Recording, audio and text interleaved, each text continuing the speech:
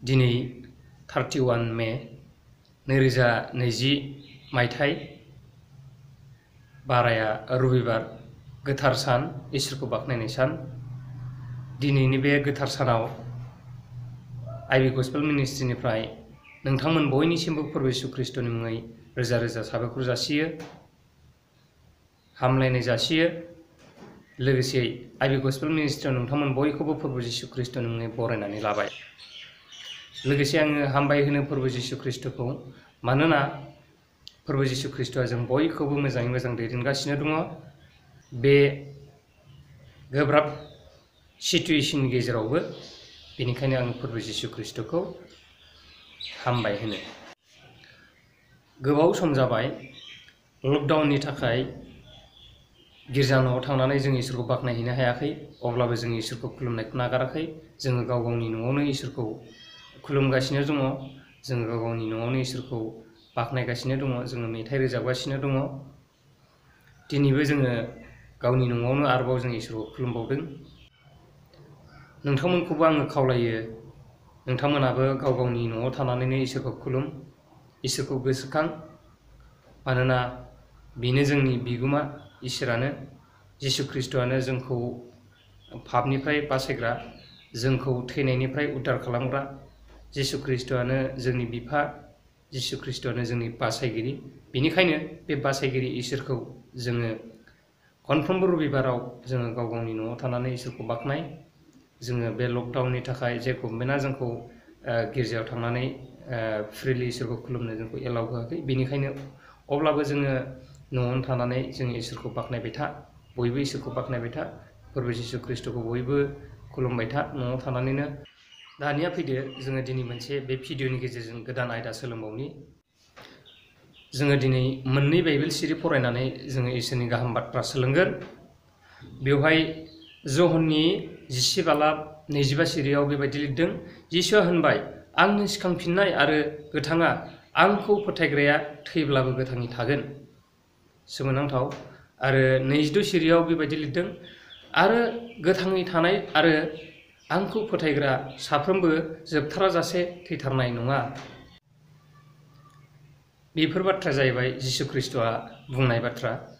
जे सोमोनांथाव बाथ्रा, माबायदि सोमोनांथाव बाथ्रा, जे जिसु ख्रीष्टआ सासे मानसिमोन,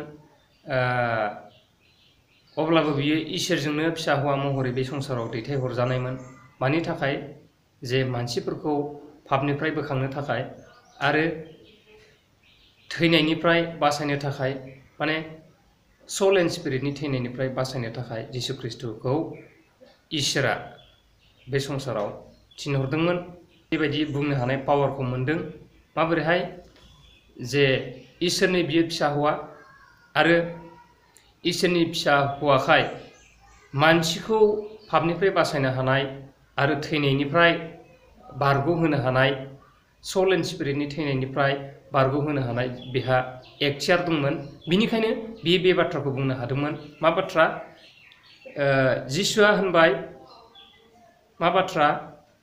आंनो सिखांफिननाय आरो गोथाङा, आंनो सिखांफिननाय आरो गोथाङा, माने जिसु ख्रीष्टआनो सिखांफिननाय। माबोरै सिखांफिननाय? माने बियो सानथाम बियो गोथै हाखराव बियो थादों, सान्थ्रिफोरजों, राजानि सान्थ्रिफोरजों बुथार जाखांनायनि उनाव जे गोथै दन्दराव बियो सानथाम फबजादोंमोन, आरो सानथामनि उनाव बियो सिखांफिनदोंमोन। बेनिखायनो बियो बुंदों, आंनो सिखांफिननाय होननानै बुंदों, आंनो सिखांफिननाय होननानै बियो बुंदों। आरो गोथाङा, आंनो सिखांफिननाय गोथाङा, आंखौ फोथायग्राया थैब्लाबो गोथाङै थागोन। आंखौ फोथायग्राया थैब्लाबो गोथाङै थागोन होननानै बियो बुंदों। माने जिसु ख्रीष्टखौ जायफोर फोथायो बियो थैब्लाबो गोथाङै थागोन। थैब्लाबो गोथाङै थागोन। बे थैब्लाबो गोथाङै थागोन होननाय बाथ्रायालाय मा सोमोनांथाव बाथ्रा बेलाय? मानसिया थैनायालाय बोरै गोथाङै थानो हागौ? नंगौ लोगो नोंथांमोन, थैनाया गोथाङै थायो। माबोरै? सासे मानसिया, जोंनि देहायासो थैयो, नाथाय बिनि सोल एन्ड स्पिरिटआ बियो थैया। नाथाय जेब्ला नोंथाङा जिसु ख्रीष्टखौ मोननो हाया, बे सोल एन्ड स्पिरिटआबो बिखौ थैगोन होननानै बुंदों। नाथाय बिनि थैनाया माबायदि? बिनि थैनाया जाहैबाय नोरोगाव अराय सम गाबख्रावनांबाय थानाय। बेखौ थैनाय होननानै बुंदों। आत्मानि थैनाय एबा सोल एन्ड स्पिरिटनि थैनाय। सोल एन्ड स्पिरिटनि थैनाया जाहैबाय नोरगाव गाबख्रावनांबाय थानाय, जोबनाय गैयाजासे गाबख्रावनांबाय थानाय, बेखौनो सोल एन्ड स्पिरिटनि थैनाय होननानै बुंदों। नोरगाव अराय समनि थाखाय सैसोनांबाय थानायखौनो बाइबेलाव खननैनि थैनाय होननानैबो बुंनाय जादों। जे जिसु ख्रिस्ट'खौ फोथायोब्ला, नोंथाङा जिसु ख्रिस्ट'खौ नाजावोब्ला जोंनि मोदोमाथ' थैखागोन, बे कम्पालसरि। नाथाय मोदोमा थैखांनायनि उनावबो नोंथांनि सोल एन्ड स्पिरिटआ बेयो थैनाय नङा, बेयो नोरगाव थांनाय नङा, बेयो जोबनो गैयै गोथां जिउ सोरगो रायजोआव थांनो मोनगोन। बे बाइबेलनि बाथ्रानि गेजेरजों जों बेखौ बुजिनो हायो जे जिसु ख्रिस्ट'खौ फोथायनाय साफ्रोमबो थैनायनि उनाव, जोंनि मोदोमनि थैनायनि उनाव बियो नोरगाव थाङालासे आलो गोजोन सोरगो रायजोआव थांनो मोनगोन। मानोना जिसु ख्रिस्ट'खौ इसोरा बासायजानायखौ होनो थाखाय सासे एखथियार गोनां मानसि महरै बे संसाराव थिनहरदों। आरो 22 पदआव बुंदों बेबायदि, आरो गोथाङै थानाय आरो आंखौ फोथायग्रा साफ्रोमबो जोबथाराजासे थैथारनाय नङा। बिनि ओंथिया जाहैबाय जे बे संसाराव जायफ्रा मोदोम हिसाबै बिसोरो थैग्रोलांबाय, नाथाय बिसोरनि आत्माया थैयाखै, सोल एन्ड स्पिरिटआ थैयाखै। आरो बेबायदिनो जायफ्रा गोथाङै थागोन, दा जोङो गोथाङै दङ, नाथाय जोंनि आगोल थैनायफ्रा बिसोर थैग्रोलांबाय, नाथाय जों दा गोथाङै दङ। जों गोथाङै थानाय आरो जायफ्रा थैग्रोलांनाय जिसु ख्रिस्ट'खौ नाजावनानै, नाथाय जोङो दिनै गोथाङै दङ, दा बिसोर थैग्रोलांनाय आरो जों गोथाङै थानाय गासैबो जोबथाराजासे थैथारनाय नङा। माने जोङो सानो जे जोङो थैखांनायनि उनावनो जोङो रावबो जेबो मिथिला होननानै, नाथाय बाइबेला बेखौ फोरोंदों जोङो जोबथाराजासे थैथारनाय नङा। जायफोरा जिसु ख्रिस्ट'खौ गावनि बासायगिरि होननानै फोथायो आरो नाजावनो हायो, जोबथाराजासे थैथारनाय नङा। जोबथाराजासे होननानै बुङोब्ला बियो एभारलास्टिं लाइफ, इंराजियाव एभारलास्टिं लाइफ नोंथाङा मोनगोन, जोबनो गैयै गोथां, बेयो थैनाय नङा। नाथाय जिसु ख्रिस्ट'खौ मोनाखैब्ला, गावनि बासायगिरि होननानै मोनाखैब्ला, बेहाय थैनाय दङ। आरो बियो थैनाया जाहैबाय नोरगाव। बे नोरगाव थैनाया जाहैबाय गाबख्रावबाय थानांनाय, बेबायदि थैनाय जागोन। बेनिखायनो बुंदों जे आंखौ फोथायग्राया थैब्लाबो गोथाङै थागोन, आरो गोथाङै थानाय आरो थैनाय साफ्रोमबो जोबथाराजासे थैथारनाय नङा होननानै बुंनायनि मिनिङा बेनो।